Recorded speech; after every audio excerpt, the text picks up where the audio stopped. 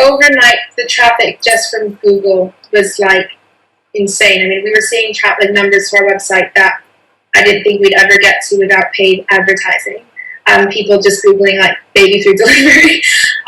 Luckily, we were in a position where we were able to scale that in terms of providing, in terms of the meals and getting more out. I mean, it was a really nuts few few weeks trying to keep up with everything. But yeah, it was very clear that there was a real shift in terms of what people were looking for and wanting that convenience kind of to their door. So how did you do that though? Because presumably you were also on lockdown, and so were the team of people that you have working with you. Because we have our own kitchen, we're able to kind of keep our own hours. So all of a sudden we went from having like one production day a week to actually cooking every single day of the week. Because my husband is in the business with me, he and I were together in the kitchen doing things, whereas before it probably would have been both of us really doing everything. Now things are settling down, we have more of a team. The kitchen's quite big. We're able to keep those distance rules in place with a team of 4 at the moment. So I've been able to kind of take a step back and a bit of a breath. But in order to catch up, there was a period where we were in the kitchen every single day.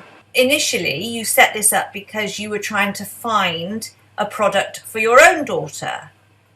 Yeah, believe me, that thought. I mean, I was having moments of almost like complete breakdown of like, I'm doing this to give parents more time with their kids, and meanwhile my child's on like hour 7 of TV. Like, it was like, it was really, it was amazing for business, but believe me, I had moments of just being like, this is wrong. Like, I'm helping parents have more time, but my child is like still on the iPad. The world is now emerging from lockdown, different varieties, and some more so than others. How do you feel about that? Do you feel comfortable that businesses are going to be able to operate in a safe manner? Or do you think it's going to be a real push for some businesses to do what's going to be required? I think it's a weird time, isn't it? I think there are going to be some businesses that really do struggle. Plenty of businesses, seeing restaurants come online in the way that they have, and seeing kind of independent, like personal trainers, find ways to stay relevant to their client base. So seeing that kind of the way people are adapting in order to stay relevant for their customers and their clients, that's been really exciting to see. So that amount of, I guess, innovation in the way that we're interacting with each other does give confidence that things can move forward and the economy will kind of bounce back in its own way. It really has changed the way that we think about getting food. Do you think that will continue, and do you want it to continue? Definitely. I think we are all thinking a lot more carefully about where our food comes from, and that's always been the driving force behind Mamamade. Just looking at what the baby food market was before.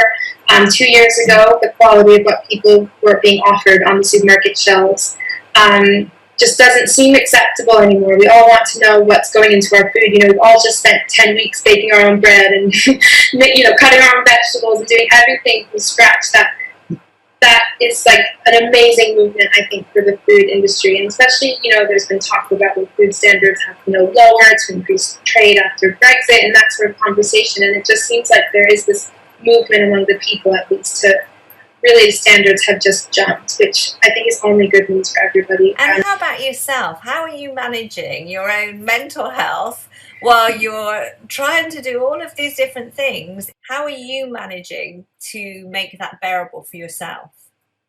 I'm a big believer, music is that space between the notes, and you need to have that downtime in order to really propel forward. So I try my best. The one thing I'm afraid of is being a busy fool. So being really strict with my time, and then actually taking that time on the weekends to not really do anything. Maybe an hour here and there on a Saturday or Sunday, but really taking advantage of those weekends to be with my daughter, to enjoy the amazing weather that we've had, which has been unreal. So it's just about carving out space, because I know that when I do that, I actually move faster and stronger after that time that I've taken working. So what tips would you give for survival of setting up a business and being able to keep it going through perhaps one of the most difficult times in our history? The main thing that I've learned, and that I think I mentioned that was an adjustment for me, is just that being really strict with my time and really learning how to schedule my days and schedule my weeks so that everything's getting in.